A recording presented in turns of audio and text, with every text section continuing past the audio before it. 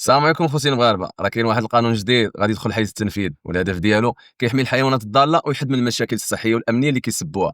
هذا النقاش على الحيوانات الضاله ومعاملتها ما كملت عليه حتى 6 شهور صحيحه، وخرج عليه قانون حيت ناضت عليه ضجه وكتب عليه الاعلام الغربي وباردين الكتاف، واصحاب الستر الصفراء صحاب احتلال الملك العام واحلين معاهم سنوات هذه ولا قرار واضح وصريح او قانون زجري صارم خرج ولا شي حاجه.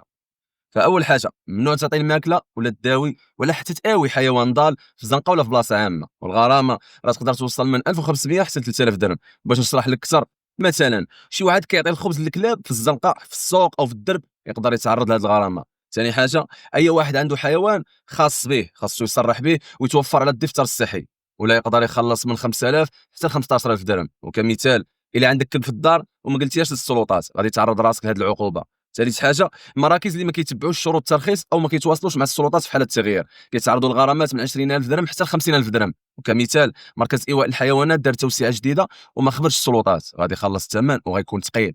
رابعا، المراكز المرخصه اللي كيخالفوا القانون بحال اللي ما عندهمش طبيب بيطري او البيانات، فالغرامه تقدر توصل من 50000 درهم حتى ل 100000 درهم. وكمثال، مركز كيستقبل الحيوانات ولكن ما كاينش طبيب يشرف عليهم فغادي يخلص الثمن وحتى هو غالي.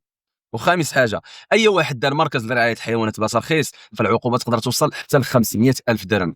مثال، شي واحد فتح بلاصه سريه يجمع فيها القطط والكلاب بلا ورقه قانونيه، ومنهم عدد عندنا كيبغي يدير الخير وكيرجع ليه بومزوي غادي يتورط بزاف. سادسا واللي هو مهم بزاف وعندنا منهم ما لا يعد ولا يحصى، اللي قتل ولا عذب ولا اذى شي حيوان فالعقوبه غتكون من شهرين حتى 6 شهور حبسا وغرامه حتى ل 20000 درهم.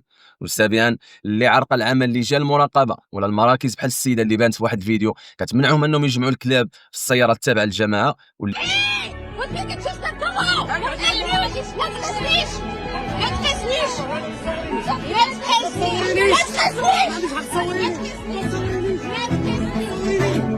بهذه المناسبه اللي كيعرف يشارك مع هذا المقطع باش دير حسابها في العقوبه راه فيها الحبس وغرامه من 10000 درهم حتى ل 35000 درهم.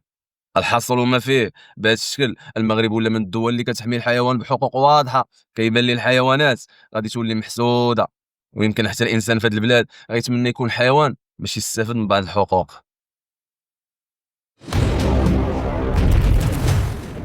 السلام عليكم. لا تنسوا الاعجاب بالفيديو والاشتراك في القناة تشجيعا لنا لنستمر بنشر المزيد إن شاء الله.